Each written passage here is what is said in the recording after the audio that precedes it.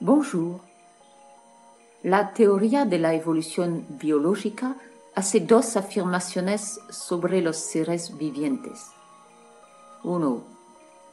Todos los seres vivos están relacionados, evolucionaron a partir de un antepasado común.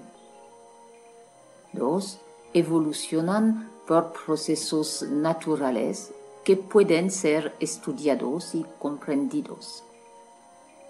¿Cuáles son las pruebas de que estas dos afirmaciones son verdaderas? Para mantener las cosas simples, no podemos hacer frente a todo el árbol de la vida a la vez, por lo que nos centraremos en una pequeña rama del árbol evolutivo, los cetáceos. El biólogo afirma que todo el grupo evolucionó de un antiguo mamífero terrestre de 4 patas. Comencemos con la anatomía comparada. Las ballenas viven en el agua.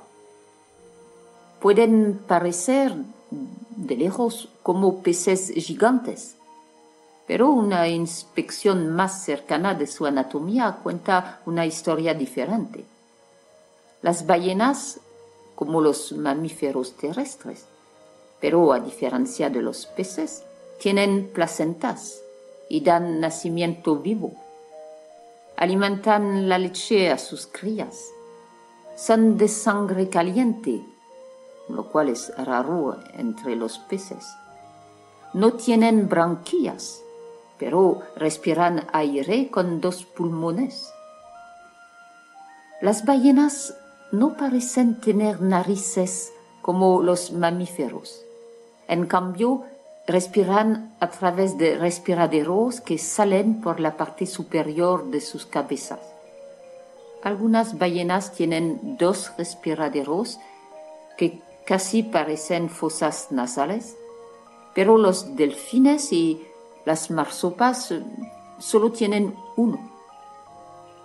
Si miras sus cráneos, encuentras que los respiraderos se dividen en 2 pasajes nasales dentro de la cabeza. ¿Podría ser que el respiradero es una nariz de mamífero altamente modificado? Se ve así, pero necesitamos más pruebas para estar seguros. Las ballenas tienen el brazo, la muñeca, la mano y los huesos de los dedos dentro de sus aletas delanteras. Las ballenas modernas no tienen piernas traseras, pero sí tienen un par de huesos extraños, diminutos, donde deben estar las caderas y las patas traseras. Veamos si una línea de prueba completamente separada confirma nuestras sospechas. Embriología y desarrollo. Aquí están embriones humanos y delfines. Tenga en cuenta que ambos tienen lo que parece yemas de brazos y yemas de la pierna. En los seres humanos, las yemas de las piernas crecen hasta convertirse en piernas. En la ballena crecen durante un tiempo, pero luego se detienen, efectivamente desapareciendo como el resto de la ballena sigue creciendo.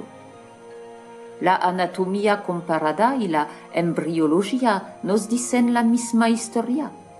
Los antepasados de las ballenas fueron seres terrestres de 4 patas. ¿Y qué dice el registro fósil? Estas son 2 especies de ballenas de Basilosauro extintas. Hay varios esqueletos bien conservados. Esta es una foto de un cráneo del Basilosaurus. Observa que la abertura nasal no está en la parte superior de la cabeza como las de las ballenas modernas, y no en el extremo del hocico como la mayoría de los mamíferos terrestres. En cambio, Sus fosas nasales se sitúan justo en el medio. Es una especie intermedia, exactamente lo que la teoría de la evolución nos dice que debemos encontrar. En la parte posterior del cuerpo hay caderas pequeñas pero totalmente desarrolladas, piernas, tobillos, pies, y sospechamos que tienen al menos 3 dedos, aunque encontramos los huesos para uno. Estas piernas son demasiado pequeñas para caminar sobre la tierra. Las patas traseras del Mayacetus parecen bastante resistentes para caminar sobre la tierra. Pero este animal es considerado una ballena por varias razones. Sus esqueletos se han encontrado entre los fósiles de los seres del mar.